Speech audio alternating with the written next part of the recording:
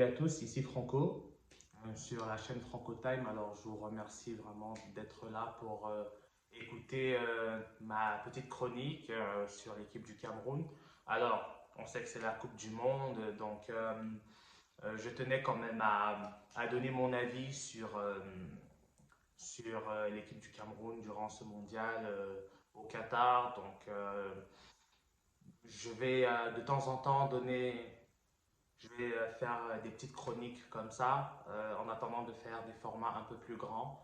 Euh, donc voilà, ça me tenait à cœur de faire ça. Je devais faire ça depuis un moment, mais voilà, par manque de temps, et je ne pouvais pas revenir directement.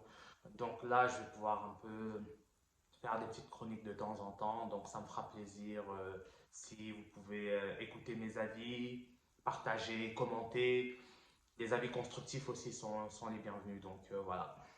Donc je pense que vous avez vu le deuxième match de l'équipe du Cameroun face à la Serbie, 3 buts partout. Un scénario complètement dantesque, c'est-à-dire que digne des plus grands films hollywoodiens, le scénario à la Scorsese. Donc qui d'autre que le Cameroun pouvait nous servir un tel suspense en fait.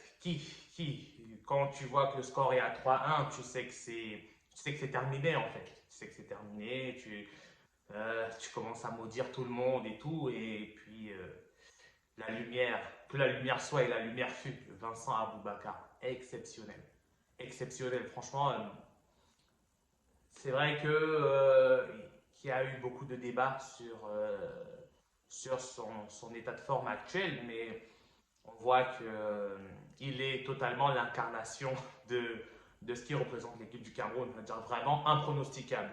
Quand tu crois que c'est cuit, eh bien non, on te sort quelque chose du chapeau. Et c'est un peu ça, Vincent Aboubakar. C'est-à-dire que c'est quelqu'un qui a toujours eu un bon état d'esprit, selon moi en tout cas, mais qui a souvent loupé certains moments importants.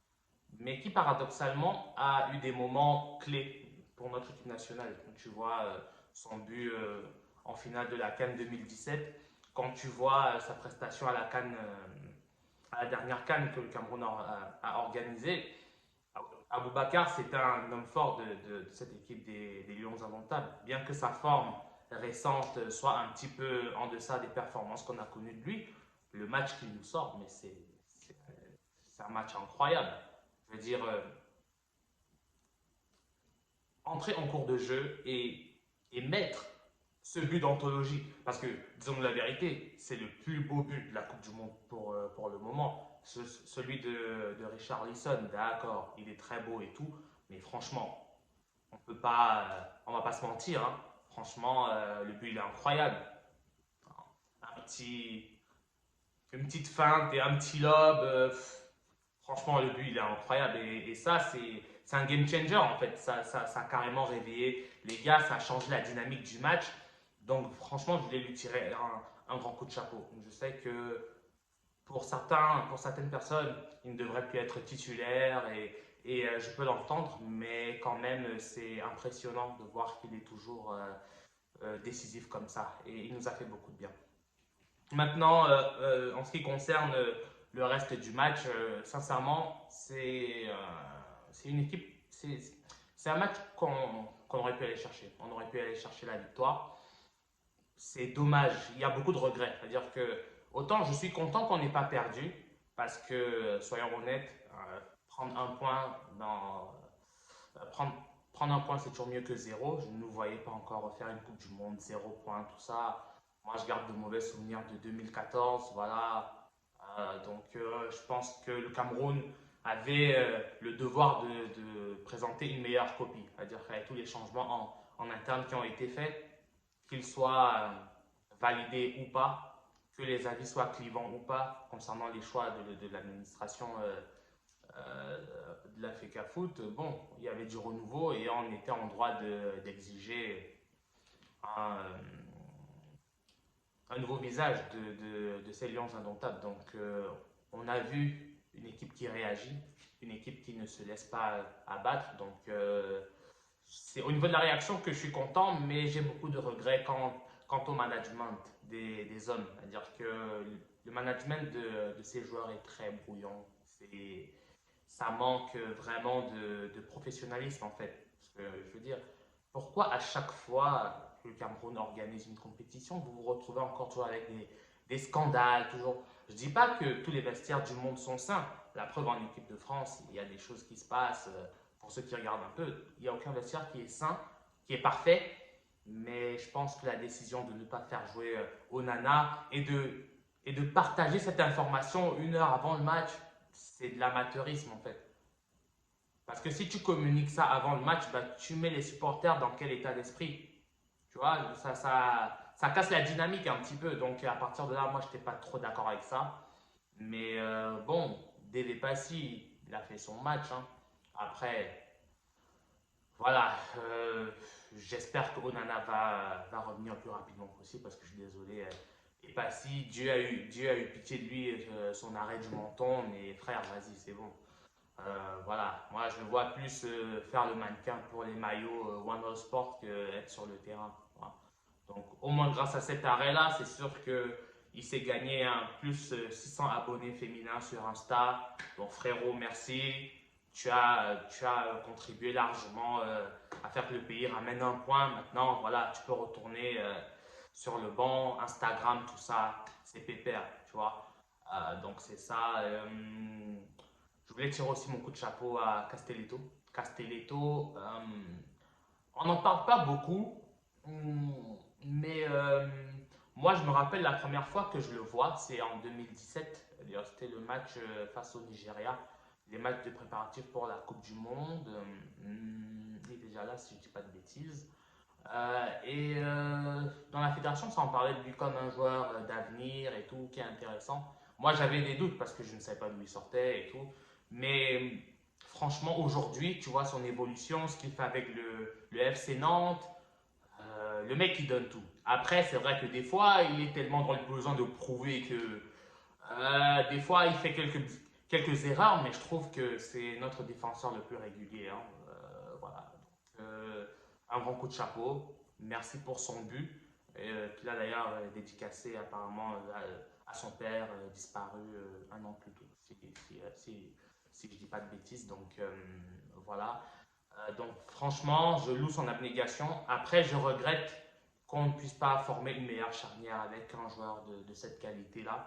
Parce que Koulou, vraiment respect au tonton, la carrière, tout ça. Et voilà, je pense que j'ai un oncle en surpoids qui est un peu plus rapide que lui. Ça se voit qu'il est complètement cuit en fait des automates. Il est lent, c'est compliqué. Même au Parkent à Montréal, il ne peut pas jouer. Il ne peut pas jouer. Il ne peut pas. Il ne peut pas. Il peut pas. Tu comprends que le bloc est obligé de toujours jouer bas pour le protéger. On a vu ça contre la Suisse. Donc, oui, d'accord, il utilise son cerveau, mais physiquement, il n'est pas là. La tête, c'est bien, mais le physique aussi, ça compte. Donc, franchement, je trouve que le fait qu'on l'ait convoqué, c'est une hérésie totale. C'est une hérésie totale, mais je pense qu'on fera le bilan plus tard. On fera le bilan peut-être dans une autre vidéo. Donc voilà, hein, donc la défense ne me rassure absolument pas. Colin Spy, il donne tout, mais c'est limité. Les centres, tu vois qu'il ne cherche pas de zone quand il centre. En fait, il centre et puis c'est Inch'Allah. Voilà. On ne peut pas jouer comme ça. Je veux dire, on est le Cameroun, on est quand même en droit d'attendre quelque chose d'un peu plus structuré. C'est un peu du hurrah football et c'est un peu ça qui est frustrant quand tu vois les joueurs de qualité qu'on peut avoir sur le plan offensif et de voir qu'ils sont mal utilisés. Tu vois, même Zambo, je trouve que on pourrait mieux l'utiliser, mais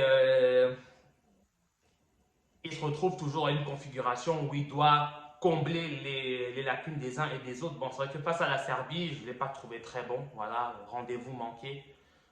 Zambo, bon, moi je ne veux pas tirer dessus parce que je vois qu'il essaye de vraiment combler les manques tactiques de l'équipe. Bon, mais là, il n'a pas été vraiment présent.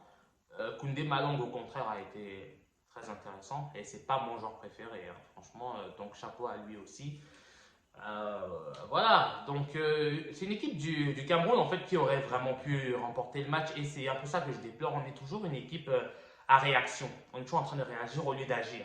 Quand tu vois le match que le Ghana fait, quand tu vois le match que même le Maroc fait contre la Belgique, un match maîtrisé.